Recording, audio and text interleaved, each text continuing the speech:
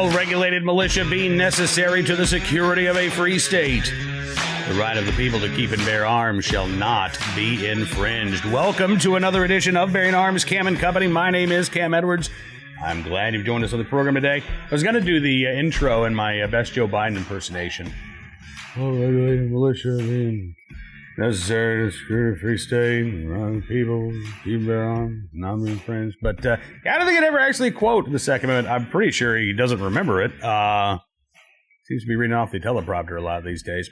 Anyway, we're going to be talking about Joe Biden's remarks on a Wednesday, and I'm going to do my best to ignore, well, let's put it this way. We're going to talk with Larry Keane of the National Shooting Sports Foundation here in a minute. We're going to talk with Michael Cargill of the Central Texas Gunworks about the Biden comments regarding rogue gun dealers and the zero tolerance policy that Biden says the ATF will now have for rogue gun dealers, suggesting that in the past, perhaps even when Biden was vice president, that the ATF had a policy of, you're selling guns out the back door without going through a background check. Nah, no big deal. We'll see you next year. I don't think that was the case, but I think Biden's looking for a scapegoat here.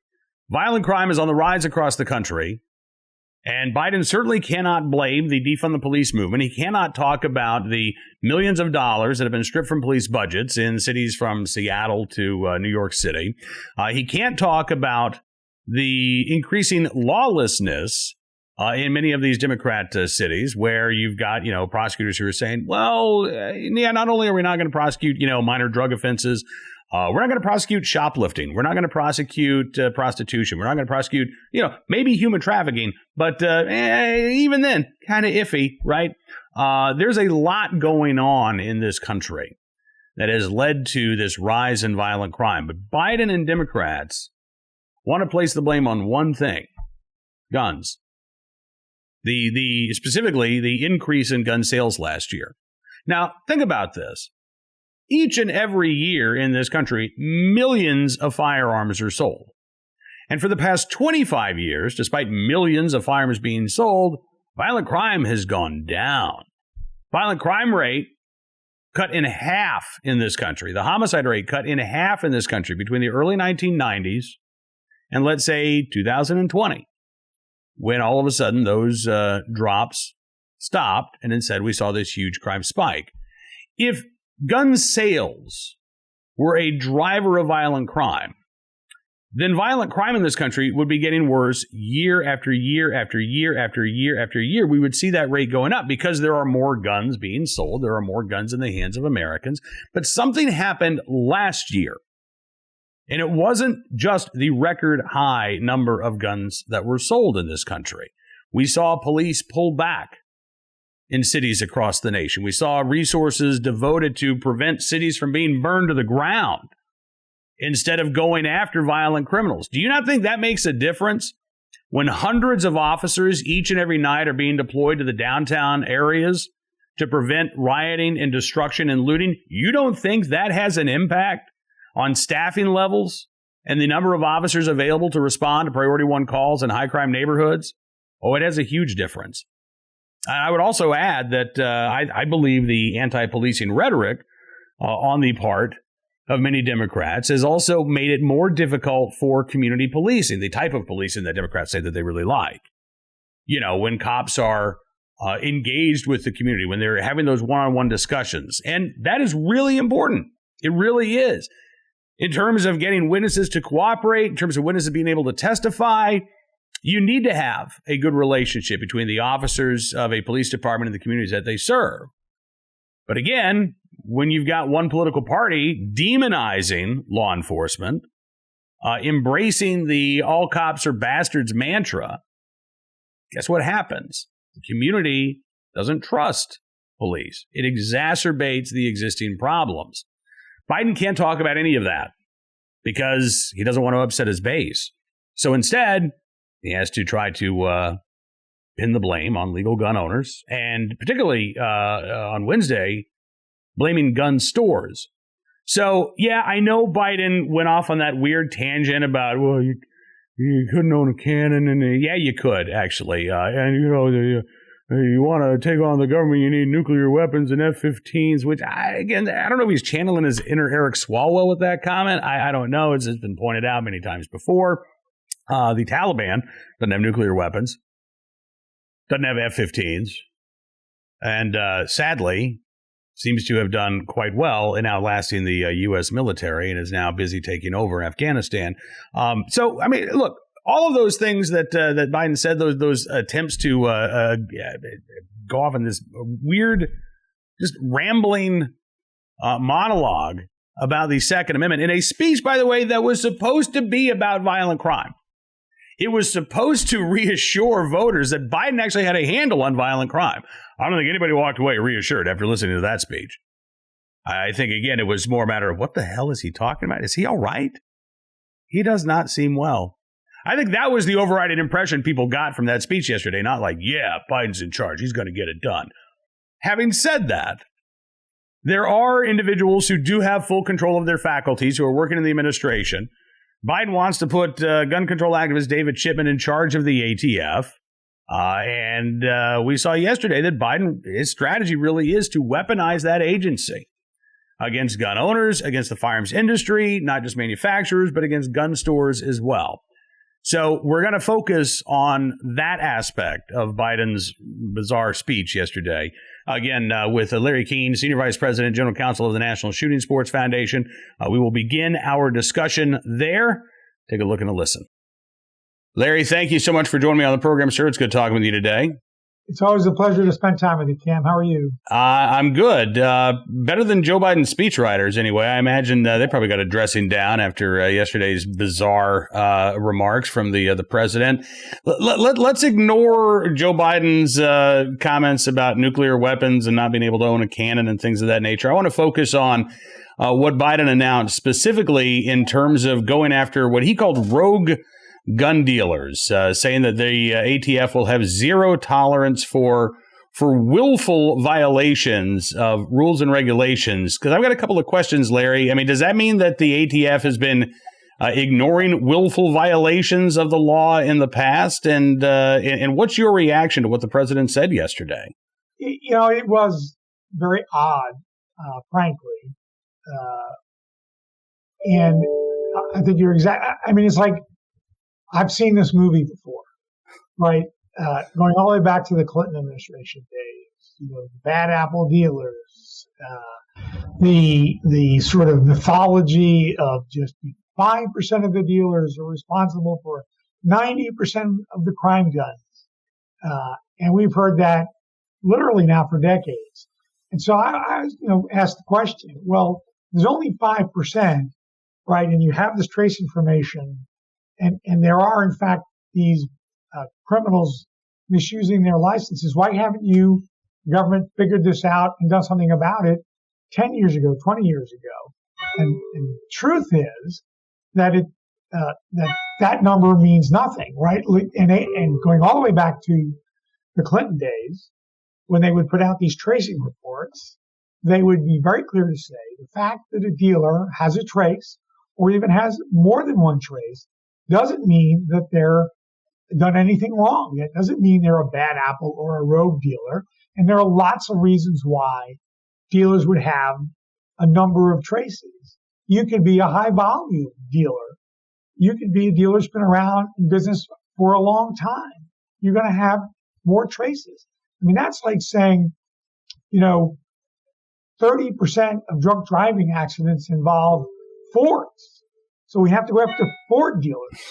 I mean, there are many, and they don't take into account that on average, what's called the time to crime, when a gun is sold at retail after a background check, and when it's recovered by law enforcement and traced, is like 10 years. It varies up and down, but roughly a decade. So the gun was sold after a background check 10 years before it's recovered in some crime for some reason. And that means the dealer's a bad guy, and if there are, if they have information that indicates somebody's engaged in illegal firearms trafficking, nobody wants to see them arrested and put out of business more than the industry itself. But, we've heard this time and time again where, we didn't hear anything about arresting the bad guys. We didn't hear anything about, not having, reversing this position of no cash bail. Mm-hmm. All these other, criminals are just misunderstood. It's all the industry's fault yet again. And I think really yesterday's remarks made even more abundantly clear to me exactly why David Chipman cannot be the director of ATF.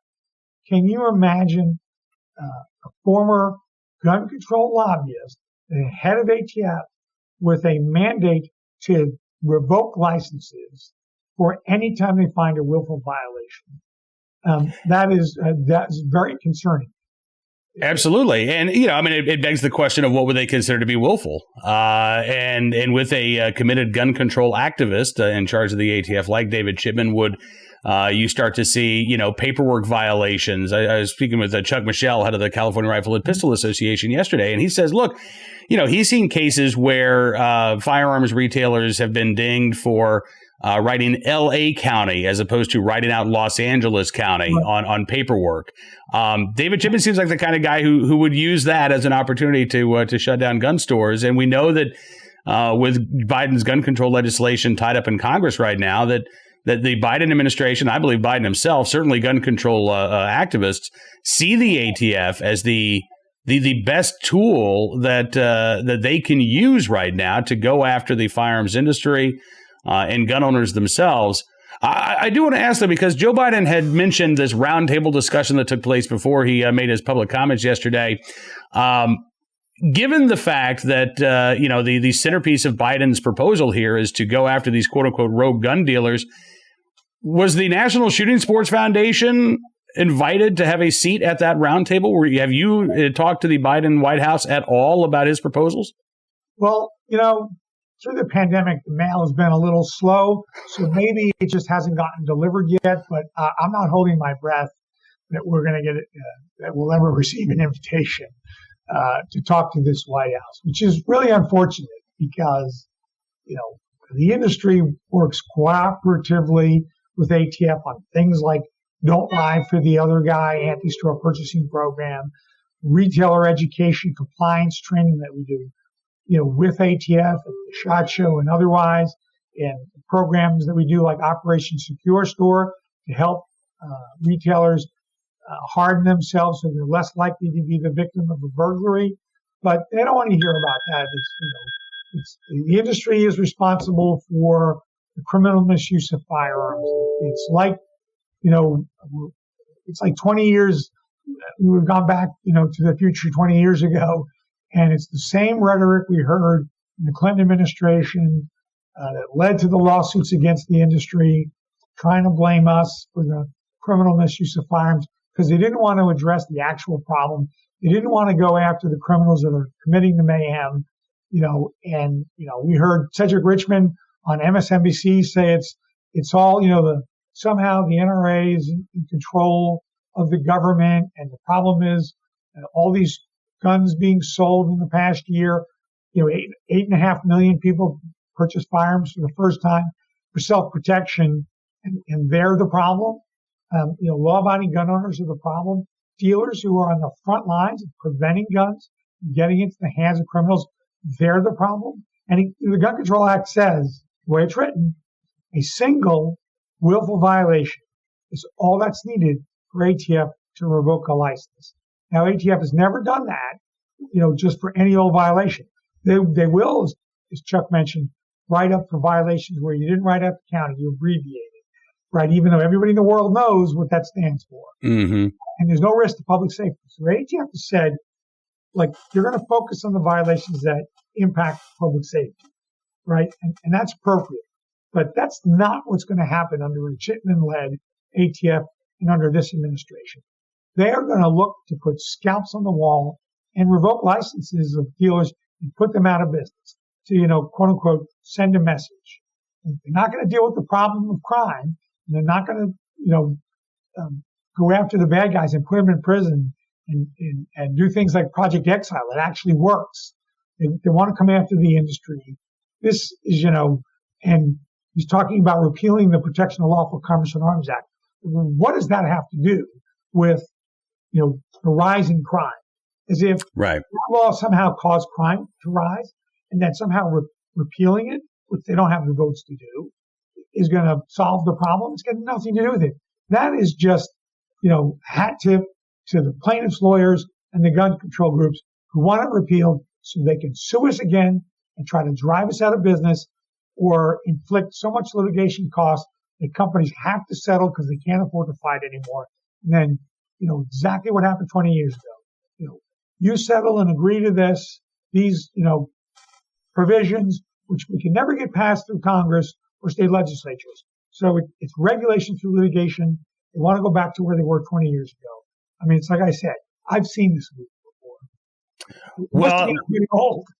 it's a Biden reboot, so to speak. Hollywood loves the reboots. So let's talk about this from a political perspective for a second, because the polls have shown that Biden is underwater, basically, in terms of how the public feels he is handling crime, which is, I think, the big reason why he had this speech yesterday.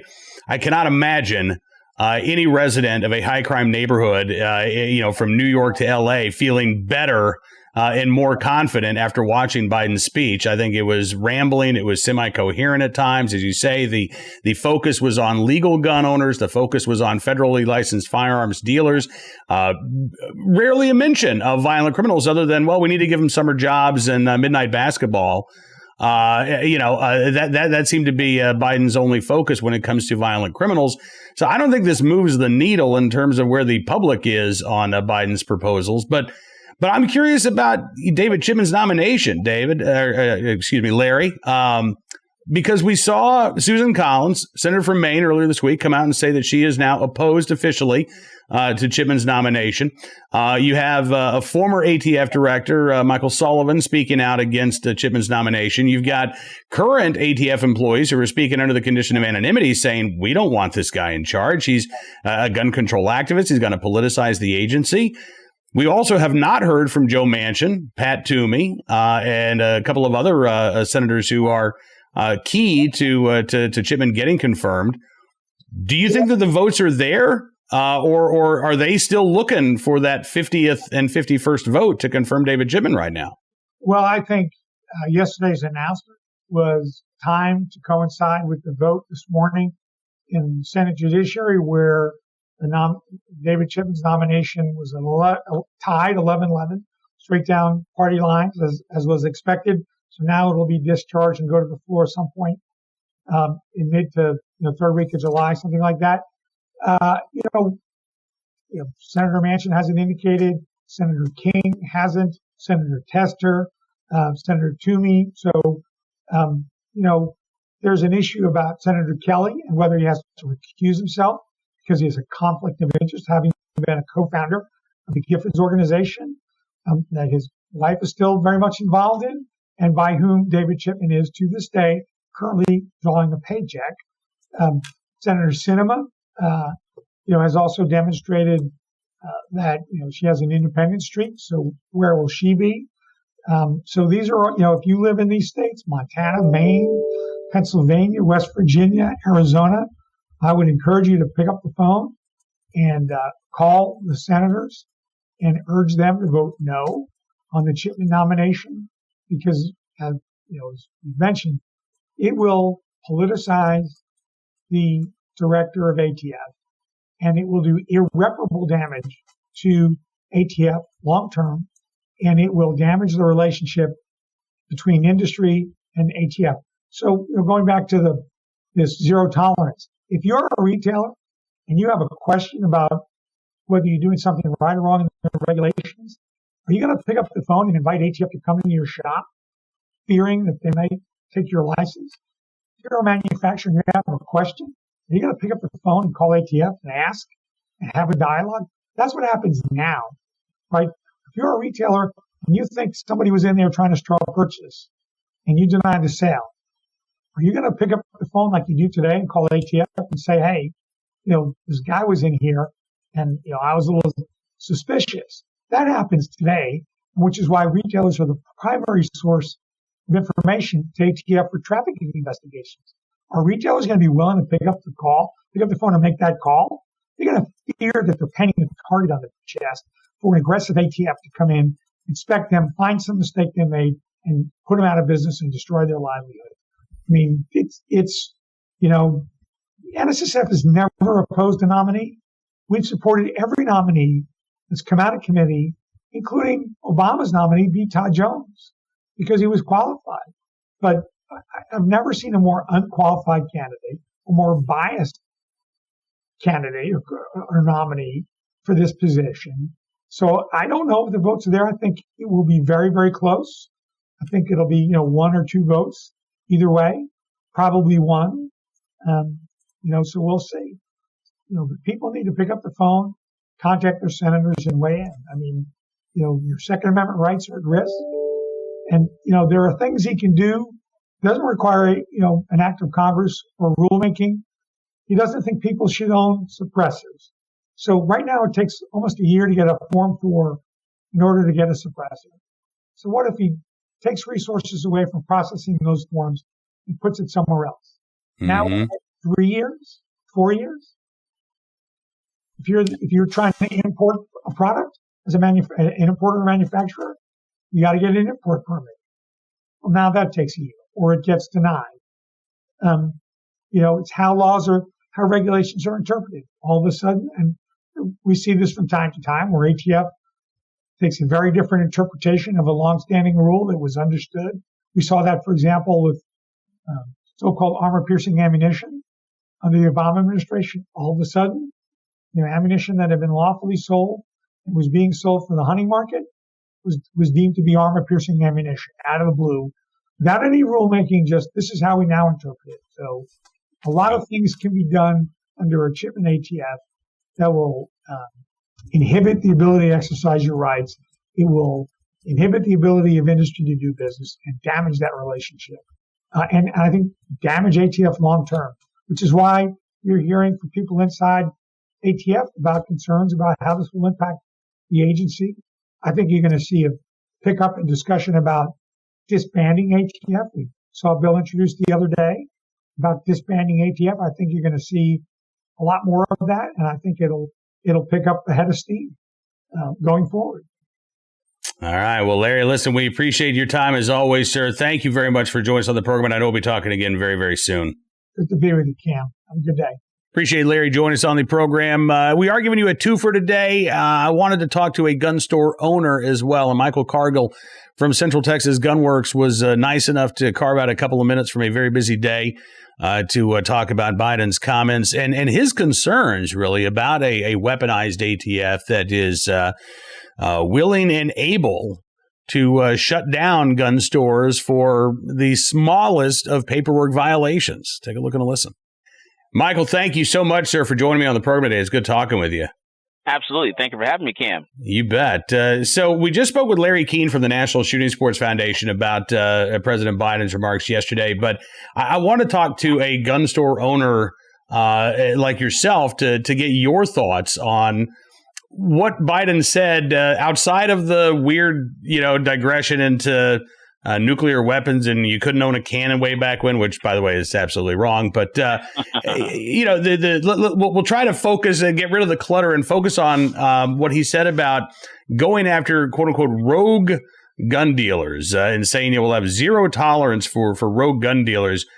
Which begs the question: did they have a lot of tolerance for people who, as Biden said, were selling guns out the back door in the past? And maybe more importantly, from your perspective, how concerned are you about what the president said about the ATF targeting gun dealers in his remarks yesterday? Right, absolutely. So, in Texas, first of all, in any gun store in the nation, you're going to walk to the gun store. You got to fill out a 4473. You have to do a background check in order to get the gun. When it comes to FFL dealers, we're doing the right thing, and we're actually on the front lines.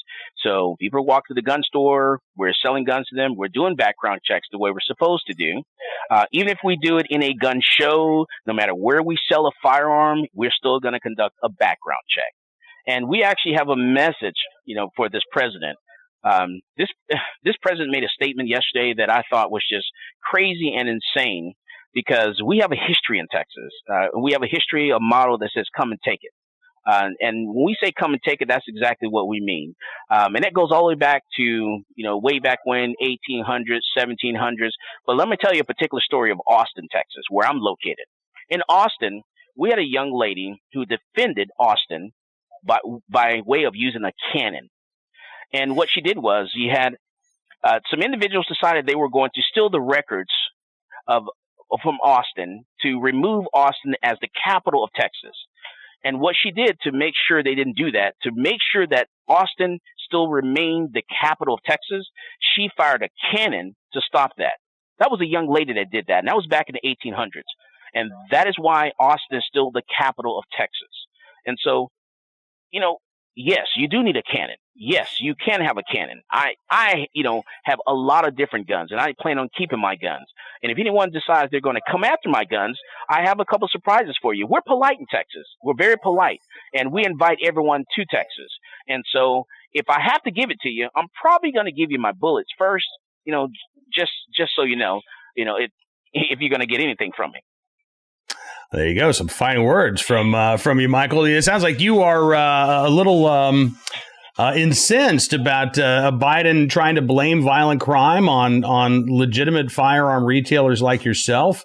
Let's talk about that for a second, because, look, there is no doubt that crime is going up, including in Austin. Mayor of Austin proclaims we need more gun control laws on the books. He's, ridiculed Texas' new constitutional carry law. And now you've got Biden saying, look, the issue isn't violent criminals. It's not individuals who are pulling the trigger. It's those gun stores out there who are selling firearms to, millions of Americans, many of whom are embracing their Second Amendment rights for the very first time in their life. No. So the problem is going to be your liberal leaders in these different towns and cities who decide to defund the police.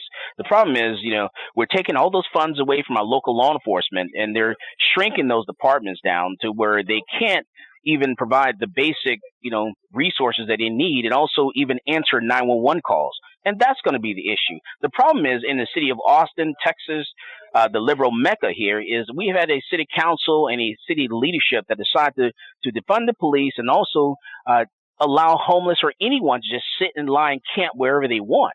And by doing that, by not having any rules for people to follow, just allowing people to sit and camp and lie anywhere, crime is actually festered, and people are moving here in droves and decided to commit crimes in our city, which is driving our crime rate up.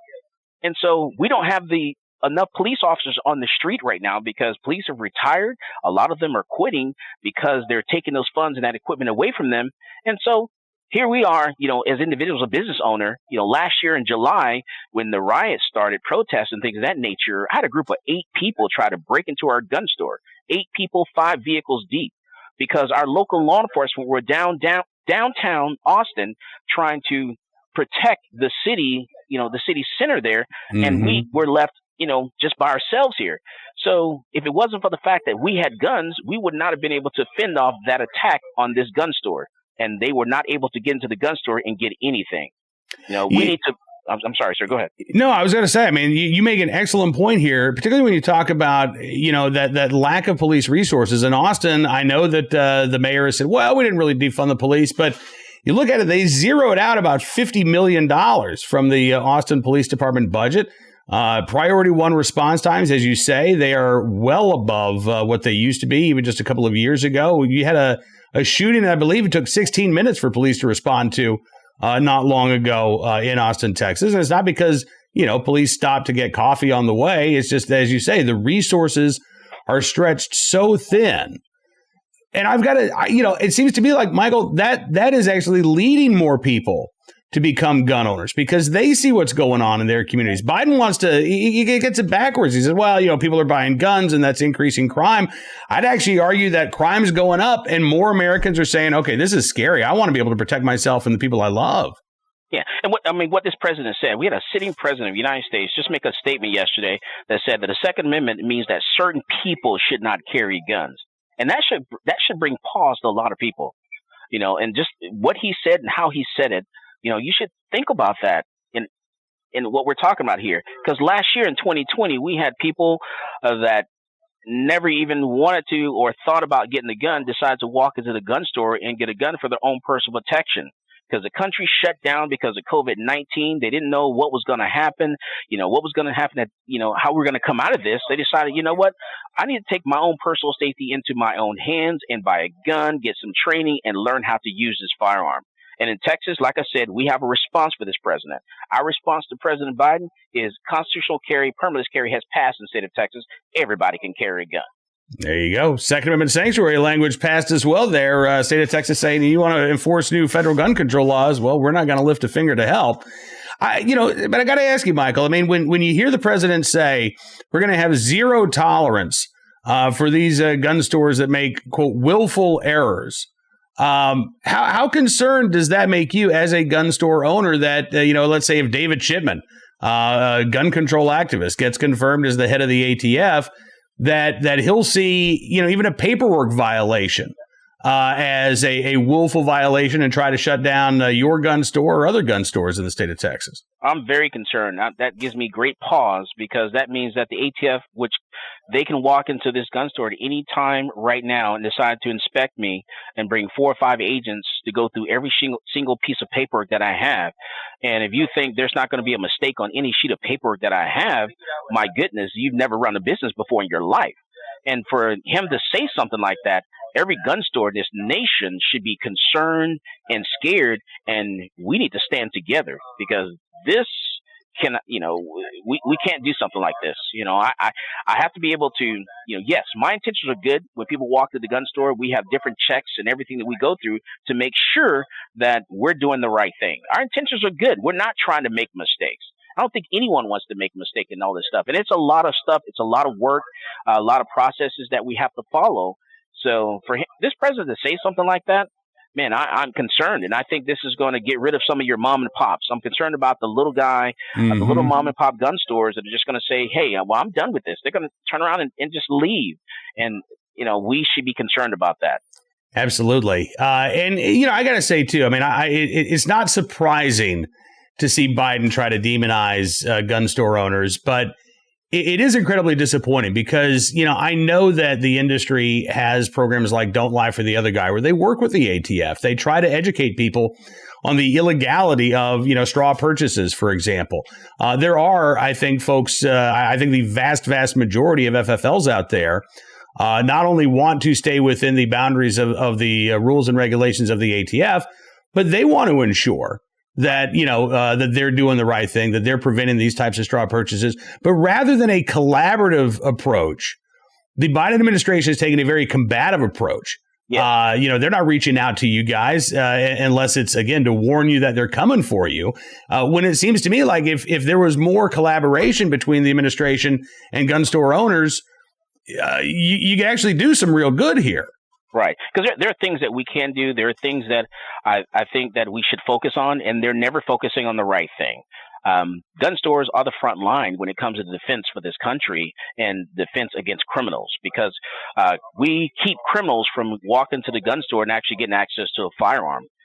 We stop them right at the door, right at the gate, before we even contact the FBI or the ATF or the NICS to do the background check. That's done right here. So, to turn around and turn your sights on gun stores and the mom and pops that are trying to do the right thing and trying to check, cross their T's and dot their I's is not the way that we should go in this nation. Absolutely. All right. One last question for you. We tend to see gun sales increase when there are calls for gun control. We now, of course, for over a year, we've been dealing with record high gun sales already. So I know that inventory is low, ammo nearly impossible to find. But do you expect that Biden's comments on Wednesday, is that going to lead to more folks walking through your door saying, all right, I've thought about it. It's time for me to buy a gun? Yeah, absolutely. It makes me want to go to the gun store and buy a gun, because I'm thinking, man, they're going to come down with some type of restrictions here, and gun stores are going to have to even go way more past than what they're supposed to do to make sure they don't get in trouble. And so it's going to make it harder for people to get the things that they need or want. And so absolutely, it's going to drive gun sales. Anytime this president says anything is going to drive gun sales, and the smaller stores are on the front lines. I'm the one that actually has filed a lawsuit against the federal government for bump stocks for the entire state of Texas. Mm-hmm. I'm the one that's filed a lawsuit against the city of Austin to allow gun owners to carry their guns inside the city building and things of that nature and make them follow the state laws here in Texas. We're the ones that are on the front lines. We're the ones that, that are constantly fighting and making sure that, that our Second Amendment stays intact. We have a right to bear arms. We have a right to carry. We have a right to possess. We have a right to purchase. I shouldn't have to worry about, going into the gun store and worrying about, if the federal government's looking over my shoulder, to make sure, what's right, what's wrong. Absolutely. Michael Cargill with the Central Texas Gunworks. Where can folks find you online, Michael? We're at centraltexasgunworks.com right here in Austin, Texas, the live music capital of the world. So come on down and see us sometime. Listen, next time I'm in Texas, man, I want to stop off. We'll get some barbecue because I know a good barbecue joint there in Austin. You probably know more than I do, though.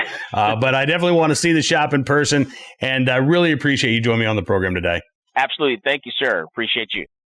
Many thanks to Michael Cargill for spending a few minutes with us. And again, thank you to Larry Keane from the National Shooting Sports Foundation as well. Now, you heard Larry say that the Senate Judiciary Committee deadlocked 11-11 on the confirmation of David Chipman. That does move his nomination to the full Senate floor.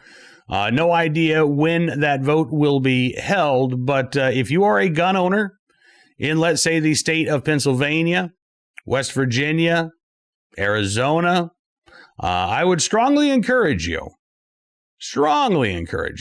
to email your senators like Joe Manchin, Pat Toomey, Kirsten Sinema, and tell them why you're opposed to David Chipman, why you're opposed to putting a gun control activist like Chipman in charge of the agency overseeing our nation's gun laws. You do have members of the ATF who have spoken out against this, both former ATF directors speaking out publicly. You've got current ATF employees speaking out on the condition of anonymity. So the objections are there. They are real. I don't expect that Arizona's junior senator, Mark Kelly, who co-founded Giffords, is going to vote against David Chipman.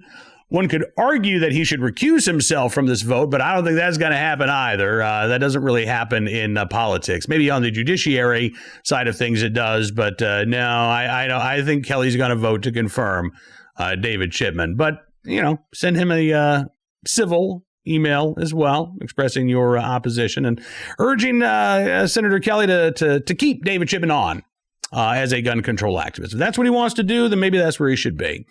All right, that is going to do it for this edition of Bearing Arms Cam & Company. Because we gave you a couple of extra interviews there, or at least one extra interview, we'll skip our deal of the day, our armed citizen story, and more. But we will be back with you on Monday with more of the latest Second Amendment news and information from all across the nation. Don't forget, you can also become a VIP member of BearingArms.com. All you got to do is go to the website. Actually, go to BearingArms.com/subscribe, and you can become a VIP member there. In fact, you can use the promo code GUNS and get 25% off of your VIP membership. You'll get exclusive analysis, commentary, not available to non-subscribers, but you will also help support programs like Bearing Arms Cam & Company. We really do appreciate all the support that you give us. Hope you have a good Friday and a great weekend, and we will see you here on Monday. Until then, be well, be safe, and be free.